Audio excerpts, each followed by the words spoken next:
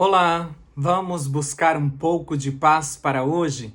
Vamos continuar na carta aos Filipenses e vamos continuar falando sobre unidade. E você vai entender como isso é necessário na nossa casa, na nossa igreja, no nosso trabalho. Nós vamos ler Filipenses capítulo 1, versículo 27 ao 30. No entanto, eu vou me deter no 29. Mas é importante que a gente leia tudo para que você entenda o pensamento de Paulo.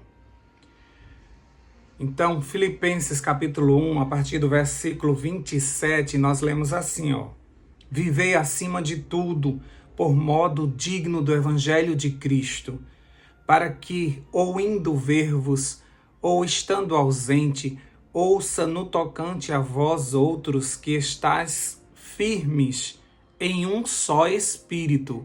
Presta atenção nessa frase. Firmes em um só espírito. Como só uma alma, lutando juntos pela fé evangélica. Versículo 28. E que em nada estáis intimidados pelos adversários, pois o que é para eles prova evidente da perdição é para vós outros de salvação, e isto da parte de Deus. Versículo 29. Porque vocês receberam a graça de sofrer por Cristo, e não somente de crer nele. Versículo 30. Pois tendes o mesmo combate que vistes em mim, e ainda agora ouvis que é o meu. Paulo está falando que eles precisavam se unirem num só espírito. Mas o versículo 29 me chama a atenção porque diz assim: porque vocês receberam a graça de sofrer por Cristo e não somente de crer nele. Crer em Jesus até o diabo crê. Agora, sofrer por Cristo é somente aqueles que o amam e que poderão dar a sua vida por Cristo. É crente Nutella que se chama, não é? A geração do ar-condicionado e dos bancos acolchoados, ou os crentes das igrejas boates, que só querem ouvir pregação de prosperidade e autoajuda, esses não conseguem entender as palavras de Paulo, ou preferem entender que o sofrimento foi para Jesus, lá na cruz, e para os mártires, e que hoje nós estamos desfrutando das bênçãos conquistadas por eles. E por isso, diante do primeiro problema, se desesperam e não entendem como um cristão pode estar passando por isso. Como crianças esperneiam e causam divisão numa igreja que precisa avançar apesar dos obstáculos. Então, diante do sofrimento, alguns irmãos vão abandonando a fé, porque eles pensam que estão na igreja errada, estão fazendo alguma coisa errada, porque eles estão passando por dificuldades e eles aceitaram Jesus, não deveriam estar passando por dificuldades. Eu não sei que Bíblia é essa que eles estudam. Porque o próprio Jesus disse que nesse mundo teríamos aflições. Ele disse em vários versículos, como Mateus 10, 38, ele diz que nós precisamos pegar a nossa cruz. Em Atos capítulo 14, 22, ele diz que nós passaríamos por tribulações. Em Romanos capítulo 8, versículo 17, ele diz que nós sofreríamos por pregarmos o evangelho. Em 2 Timóteo 3,12, ele diz que todos aqueles que aceitam Jesus serão perseguidos. Eu não sei que Bíblia é essa que as pessoas leem, que elas dizem que o cristão ele sempre vai estar bem, ele sempre vai viver a glória dessa terra. No nosso manual diz assim: a vida neste mundo de pecado é difícil, mesmo para as pessoas que estão mais perto de Deus. E aí ele cita um caso de Jó, que até o próprio Deus disse que Jó era um homem íntegro e reto e que se desviava do mal. E, no entanto, passou por tantas dificuldades, não é? A gente não conhece um discípulo que não tenha passado por problemas. Então você, mesmo sendo povo de Deus, você vai passar por dificuldades porque o diabo está irado contra você. E o que ele puder fazer para dividir a igreja, para que a igreja não avance, o que ele puder fazer para dividir a tua família, para que vocês se separem, o que ele puder fazer para dividir opiniões no teu trabalho, ele vai fazer, porque ele sabe que juntos nós vamos mais longe, então ele faz de tudo para que a gente não fique junto.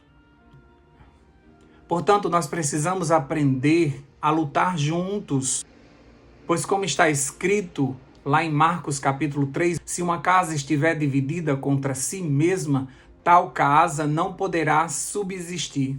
Isso foi o próprio Jesus que disse. E isso vale para tudo, gente. Isso vale para nossa casa, nosso trabalho e para nossa igreja. Uma casa dividida, ela não prospera. Um trabalho dividido, a gente convive com pessoas no trabalho mais do que convivemos com as pessoas em casa. E a gente vive de intrigas, desunião no nosso trabalho. Nada vai para frente, aquele ambiente fica pesado e podemos até adoecer por conta desse ambiente. E da mesma forma a igreja, nós não podemos fazer divisões, panelinhas, porque algumas pessoas elas têm problemas e aí a gente se afasta delas. Pelo contrário, nós deveríamos nos juntar, porque juntos nós conseguimos curar feridas e a gente consegue animar uns aos outros. Somos mais corajosos quando nós estamos com alguém. E seremos muito mais se nós tivermos uma multidão conosco. Várias pessoas medrosas, elas avançam mais do que uma corajosa sozinha. No final, cada um descobre que foi confiando na coragem do outro. E o outro nem tinha essa coragem, porque estava confiando na tua coragem.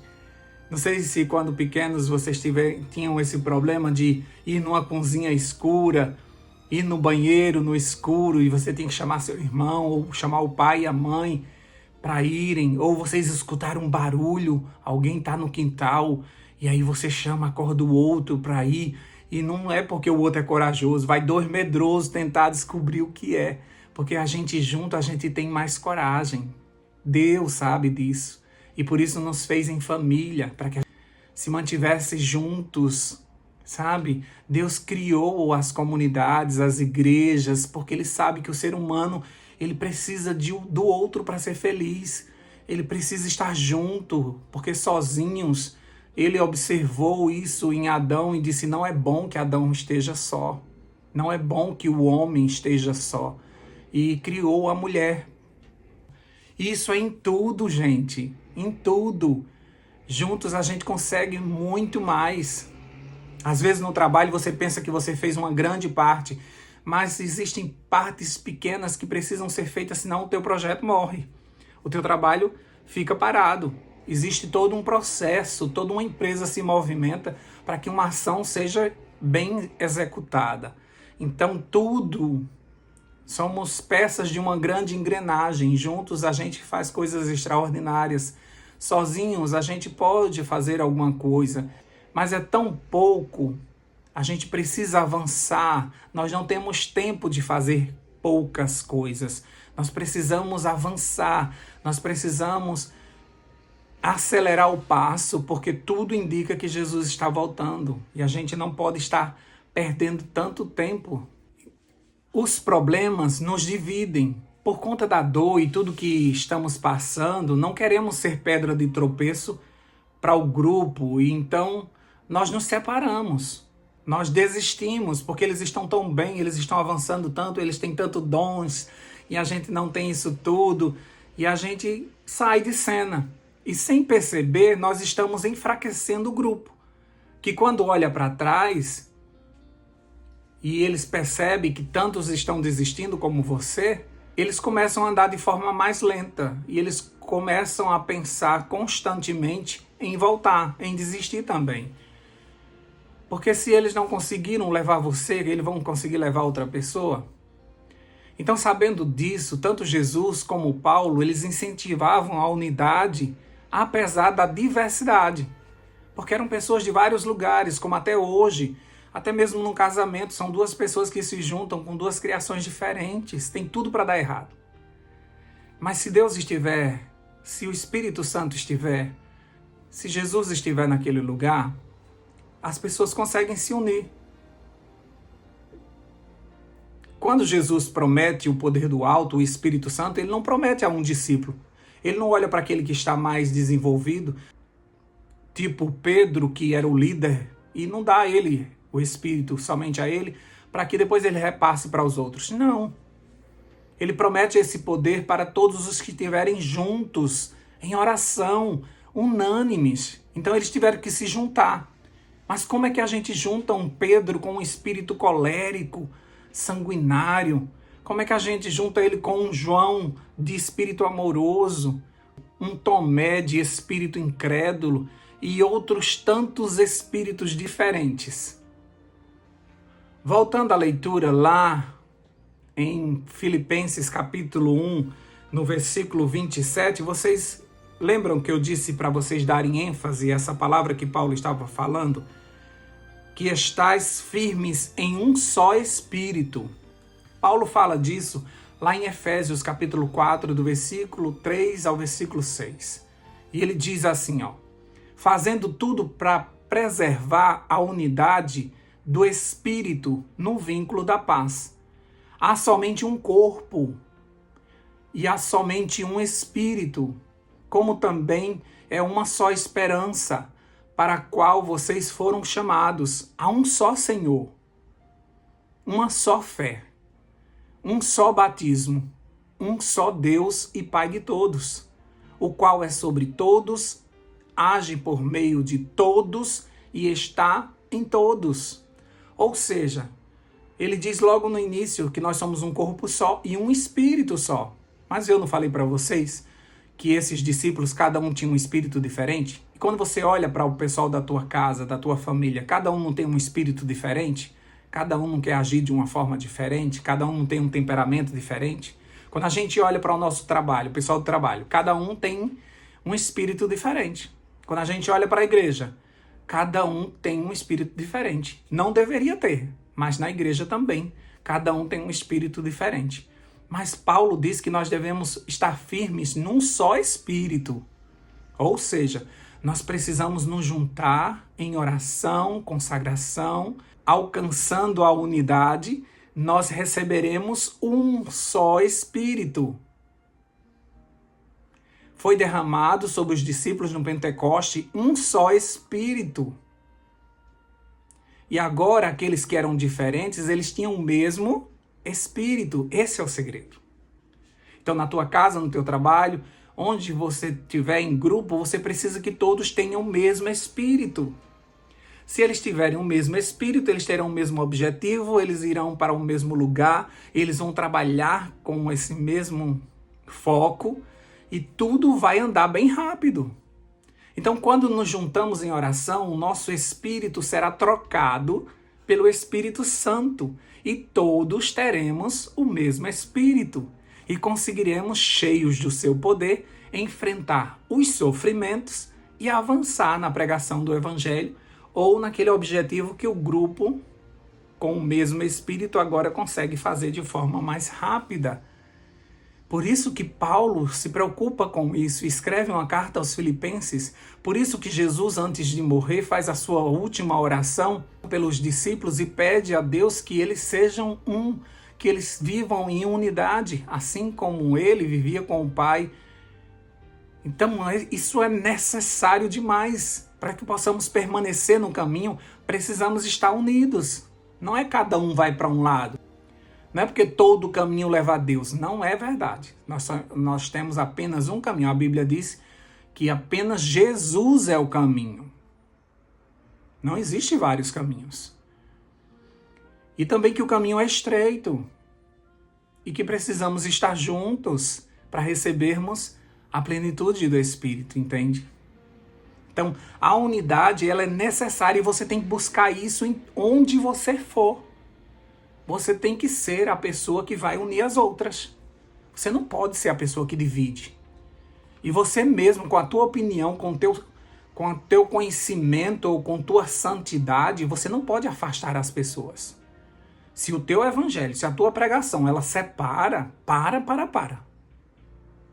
Você tem a função na sua casa, no seu trabalho, na sua igreja, por onde você for, você tem a função de unir. Foi isso que Jesus pediu e Paulo nos ensinou como fazer. tá bom? Peça isso ao Espírito Santo e ele vai te dar as estratégias certas para que vocês se tornem num só, para que vocês consigam se manter num só espírito. Vamos orar por isso? Deus querido, como é difícil unir pessoas com diferentes pensamentos, com diferentes espíritos. Esta obra é tua, Senhor Deus. É o Senhor que faz acontecer essa união através da tua palavra, de um propósito só, através do plano da salvação que nos reconciliou com o céu. Assim, Jesus, como o Senhor foi unido com o Pai, nós queremos ser unidos contigo, porque nós temos o mesmo Espírito do Senhor.